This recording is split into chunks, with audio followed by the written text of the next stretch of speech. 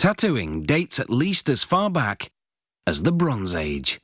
A 5,000-year-old body found in a European glacier had several tattoos on his skin. Archaeologists have even uncovered sharp bone needles, which they believe are Stone Age tattooing instruments.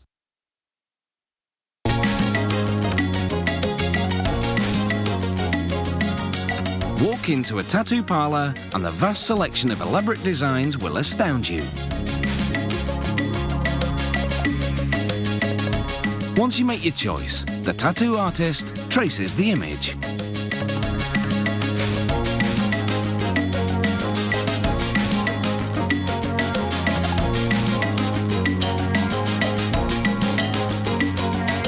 Next, he places the traced image on carbon paper and retraces the lines.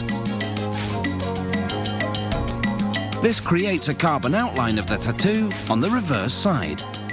The artist will use this blueprint, as it's called, as his guide.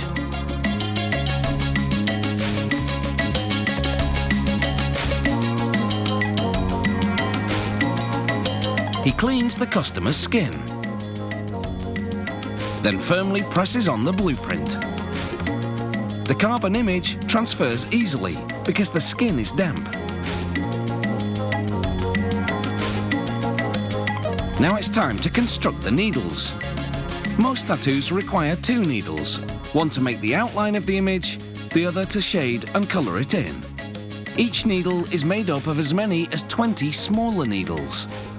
The artist aligns these small needles in a jig, then solders them together at one end of a steel rod. There's an eye on the other end. The number of small needles depends on the tattoo design, how thick its lines are, how big its coloured areas are. The finished needles go into an autoclave to be sterilised. That takes 20 minutes at precisely 170 degrees Celsius. The tattoo artist uses that time to assemble the tattoo gun. After cleaning the frame with rubbing alcohol, he installs the motor, called the coil. When an electric current runs through the coil, it oscillates the needle at up to 50 times per second.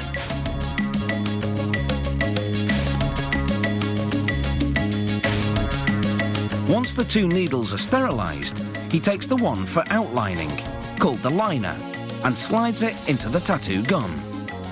He hooks the eye on the other end onto the spring. As the spring moves back and forth, it moves the needle up and down. The tattoo artist stops and starts it with a foot pedal, like a sewing machine. Time to tattoo. He turns on the power supply to 10 volts and dabs the needle in the ink cap. The gun sucks up the ink. Some petroleum jelly on the skin helps the needle glide more easily. He begins by tracing the lines of the blueprint. The needle punctures the skin at a rate of up to 3,000 times per minute, injecting microparticles of ink, which intermingle with the cells of the dermis, the skin's second layer. The artist continually wipes away the excess ink to keep his work area clean. After finishing the outline, he reapplies petroleum jelly. This seals the pores of the skin and prevents bleeding. Then he changes to the other needle and begins shading and colouring the image with a back and forth movement.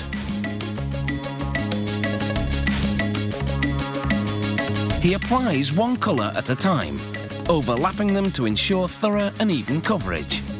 The needle can penetrate from 1 to 4 millimetres, and a good tattoo artist knows just how deep to go to create the different parts of the image. For example, he has to inject the outline the deepest, but going too deep can tear the skin and cause excessive pain and bleeding. But not going deep enough misses the dermis and leaves marks after healing. The cells of the dermis are remarkably stable, so tattoos last a lifetime. This tattoo has taken approximately 45 minutes to do from start to finish. The area will dry and scab over, then the scab will fall off. And this body art will be ready for exhibition.